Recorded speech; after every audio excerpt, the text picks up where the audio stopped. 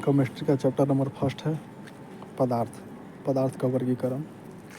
Question number 1, पदार्थ उस वस्तु को कहते हैं जिसका अपना कुछ द्रव्यमान हो, जिसका अपना कुछ आयतन हो, जो अवरोध उत्पन्न करता है। क्वेश्चन नंबर 2, निम्नलिखित में से कौन सा एक पदार्थ नहीं है? तो बल एक पदार्थ नहीं है, पत्थर, जल और दूध एक पदार्थ है। क्वेश्चन नंबर 3 है, निम्नलिखित में से कौन सा एक पदार्थ है? तो भोजन एक पदार्थ है। क्वेश्चन नंबर 4, निम्नलिखित में से कौन सा एक गुण पदार्थ में नहीं पाया जाता है? देखते हैं कि पदार्थ में कौन कौन गुण पाया जाता है। पदार्थ अति सूक्ष्म कण अणु या परमाणु का बना होता है, सही है। पदार्थ के सूक्ष्मतम कण अनवरत गतिशील रहते हैं, सही है। पदार्थ के कणों के बीच कुछ न कुछ रिक्त स्थान होता है, सही है। क्वेश्चन नंबर 5 है कि पदार्थ के भौतिक वर्गीकरण में निम्न में से कौन सा एक शामिल नहीं है? तो धातु शामिल नहीं है, ठोस, द्रव और गैस शामिल है।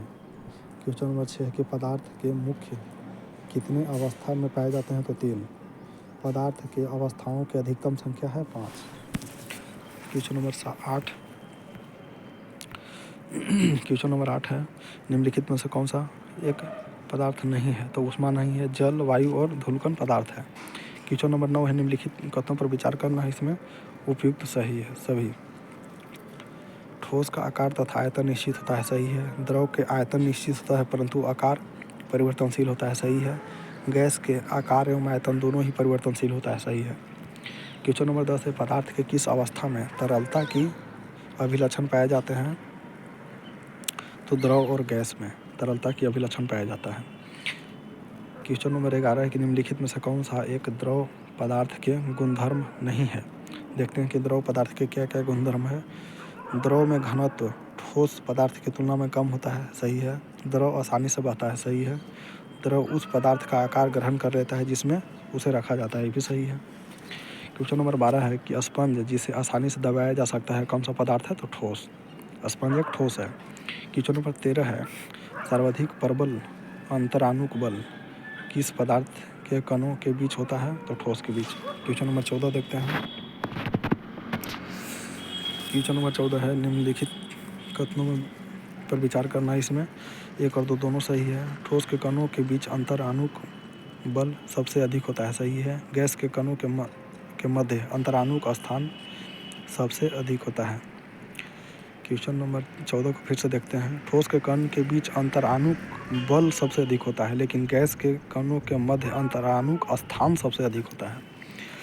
क्वेश्चन नंबर 15 है, गैसों में न तो निश्चित आकार न ही निश्चित आयतन होता है, क्यों? गैस का कण का निश्चित स्थान नहीं होता तथा ये कण किसी भी तरह गति करने के लिए स्वतंत्र होता है। क्वेश्चन नंबर 16, निम्नलिखित में से कौन सा कथन सही नहीं? देखते हैं इसमें कौन कौन सही है।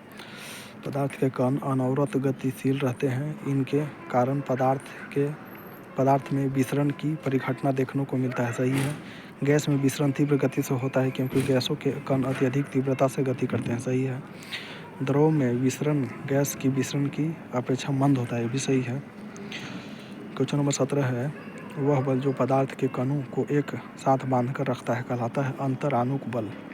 क्वेश्चन नंबर 18 है, किसी ठोस को सीधे वाष्प में परिवर्तन करना ऊर्ध्वपातन कहलाता है। क्वेश्चन नंबर 19, निम्नलिखित में से कौन सा सुमेलित नहीं है? देखते हैं कौन कौन सुमेलित है। ठोस का द्रव में परिवर्तन गलना, द्रव को गैस में परिवर्तन क्वथनांक और गैस का ठोस में परिवर्तन जमना। क्वेश्चन नंबर 20, किसी गैस का सीधे ठोस में परिवर्तन क्या कहलाता है?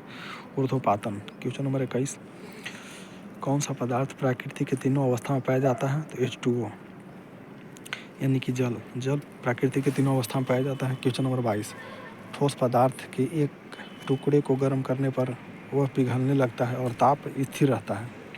पिघलने पर ताप स्थिर रहता है। क्वेश्चन नंबर 23, किसी पदार्थ द्वारा अधिकृत स्थान कहलाता है आयतन। क्वेश्चन नंबर 24 है, निम्नलिखित कथनों पर विचार करना है, इसमें 1 और 2 दोनों सही है। पदार्थ की चौथी अवस्था प्लाज्मा अवस्था है। पदार्थ की पंचम अवस्था बोस आइंस्टाइन कंडेंसेट अवस्था है।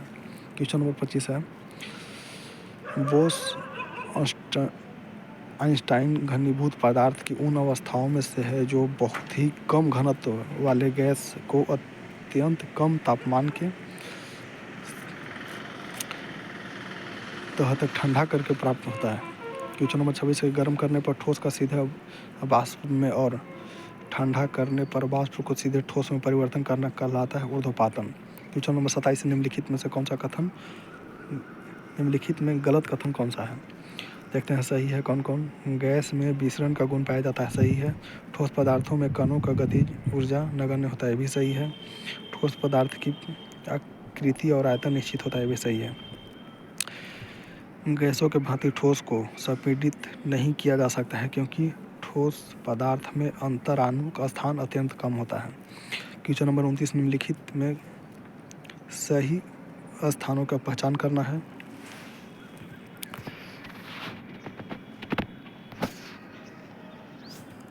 गैस का आयतन अनिश्चित होता है, सही है। क्वेश्चन नंबर 30 निम्नलिखित में से किसमें अंतराण्विक बल प्रबल है? तो दाल में। हाइड्रोजन और जल और रुई की अपेक्षा दाल में अंतराण्विक बल प्रबल है। क्वेश्चन नंबर 31 है ठोस को संपीड़ित नहीं किया जा सकता है क्योंकि इसमें अंतराण्विक बल प्रबल है, इसके कणों की गति बाधित होता है, इसमें कण अच्छी प्रकार व्यवस्थित होता है, सही है। क्वेश्चन नंबर 32 निम्नलिखित में से कौन सा एक छद्म ठोस है? 2 और 4 रबड़ और बेरियम क्लोराइड हाइड्रेट, और 4 में है कोल तार के आसवन के बाद बचा हुआ ठोस केक। क्वेश्चन नंबर 33 निम्नलिखित में से कौन सा कथन असत्य है? उपयुक्त तो सभी ठोस पदार्थ का बराबर आयतन परमाणु की समान संख्या रखता है, सही है। सभी ठोस पदार्थों का बराबर आयतन समान अणुओं की संख्या रखता है, भी सही है। क्वेश्चन नंबर 34 निम्नलिखित में से कौन अक्रिस्टलीय ठोस पदार्थ है? क्वार्टज, कांच। अक्रिस्टलीय ठोस पदार्थ में रबर और कांच आता है। क्वेश्चन नंबर 35 है कुछ क्रिस्टलीय दाब आरोपित करने पर विद्युत प्रवाह उत्पन्न होता है, यह घटना कहलाती है पीजो विद्युत। पीजो इलेक्ट्रिक इसको कहते हैं। कुछ क्रिस्टलीय दाब आरोपित करने पर विद्युत प्रवाह उत्पन्न होता है, इसको पीजो इलेक्ट्रिक कहते हैं। क्वेश्चन नंबर 36 निम्नलिखित में से कौन सा कथन सही है? क्वथनांक एक स्थूल यानी कि आयतन परिघटना है, किंतु वाष्पन एक सतही परिघटना है। क्वेश्चन नंबर 37 है गैसों के संबंध में निम्नलिखित में से कौन सा कथन सही नहीं है? देखते हैं कि गैस के संबंध में कौन कौन कथन सही है। गैस का आकृति तथा आयतन निश्चित नहीं होता। गैस का आयतन पात्र के आयतन के बराबर होता है जिसमें गैस भरी जाती है। गैस पात्र के दीवार पर सभी दिशाओं में समान दबाव डालता है, सही है। क्वेश्चन नंबर 38 है निम्नलिखित में से कौन सा ऊर्ध्वपातित पदार्थ नहीं है? फिटकिरी नहीं है, लेकिन ऊर्ध्वपातित पदार्थ कपूर है, नेफ्थलीन है और अमोनिया क्लोराइड है। क्वेश्चन नंबर 39 है पदार्थ की 5वीं अवस्था को प्राप्त करने हेतु वर्ष 2001 में किस वैज्ञानिक को नोबेल पुरस्कार दिया गया? 3 में से सभी। एरी के कार्नेल और काले वीमैन और वेल्फगैंग केटरेले को। क्वेश्चन नंबर 40 है कि बृहद अणु की अवधारणा पदार्थ के किस अवस्था से जुड़ा हुआ है? तो बीईसी यानी कि बोस बीईसी बृहद अणु की अवधारणा बीईसी से जुड़ा हुआ है। क्वेश्चन नंबर 41 है कि सूर्य एवं अन्य तारों की अवस्था है प्लाज्मा। क्वेश्चन 42 है सौर मंडल में प्लाज्मा अवस्था की उत्पत्ति का कारण क्या है? उच्च ताप। क्वेश्चन नंबर 43 है प्रतिदीप्त ट्यूब तथा नियॉन संकेतक बल्ब में पदार्थ की कौन सी अवस्था प्रकाश उत्पन्न करता है? तो प्लाज्मा। क्वेश्चन नंबर 44 है एक ही प्रकार के कण के बने पदार्थ को कहते हैं तत्व। क्वेश्चन नंबर 45 है कि 2 या 2 से अधिक तत्वों के एक निश्चित अनुपात में संयोग करके बना पदार्थ कहलाता है यौगिक। क्वेश्चन नंबर 46 निम्नलिखित में से कौन सा एक शुद्ध पदार्थ है? तो तीन एक शुद्ध पदार्थ है। क्वेश्चन नंबर 47 है कि धातु तथा अधातु प्रकार है तत्व के। क्वेश्चन नंबर 48 है निम्नलिखित में से कौन सा एक यौगिक है? जल एक यौगिक है।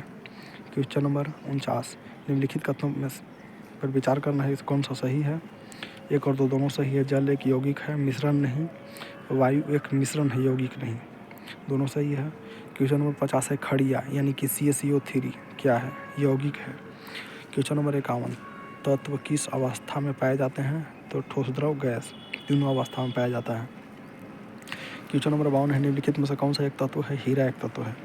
क्वेश्चन नंबर 53 है निम्नलिखित में से कौन सा एक यौगिक है? जल एक यौगिक है। क्वेश्चन नंबर 54 निम्नलिखित में से कौन न तो न तो तत्व और न ही यौगिक है तो वायु, वायु एक मिश्रण है। क्वेश्चन नंबर 55 निम्नलिखित में से कौन सा कथन यौगिक के बारे में सही नहीं है? तो यौगिक के बारे में देखते हैं क्या सही है। यौगिक के अवयवों को केवल रासायनिक या विद्युत रासायनिक अभिक्रिया द्वारा अलग किया जा सकता है।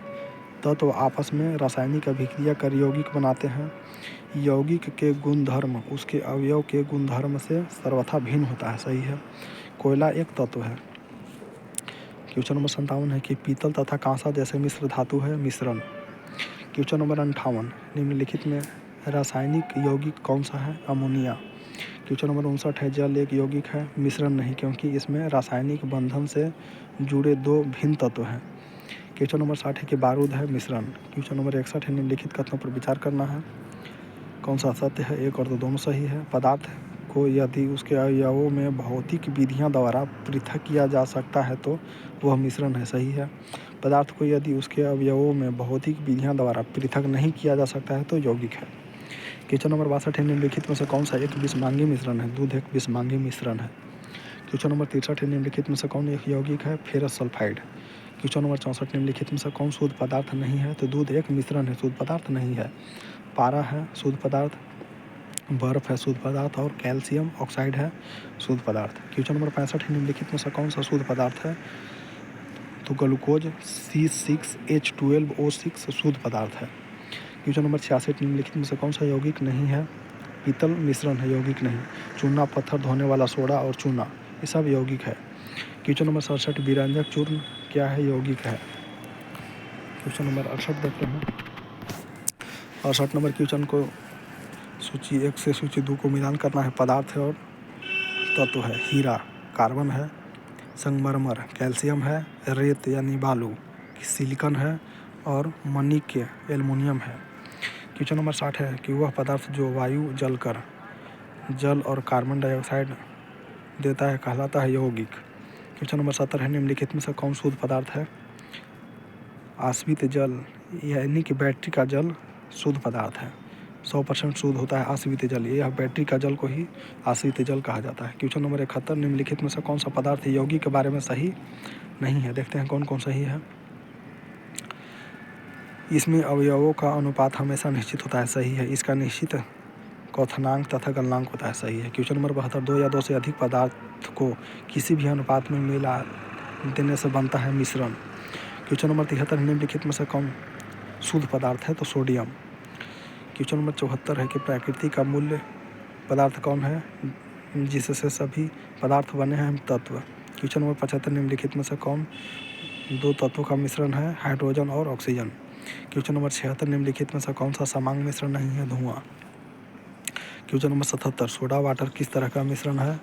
द्रव तथा गैस का और द्रव तथा गैस का। क्वेश्चन नंबर 78 है विश्व का प्रत्येक पदार्थ अत्यंत सूक्ष्म कणों से मिलकर बना है, यह सर्वप्रथम किसने कहा? महर्षि कणाद ने। क्वेश्चन नंबर 79 है कि ठोस से द्रव तथा द्रव से गैस में रूपांतरित होने वाले पदार्थ के नमूनों में क्या परिवर्तन होगा? घनत्व में परिवर्तन।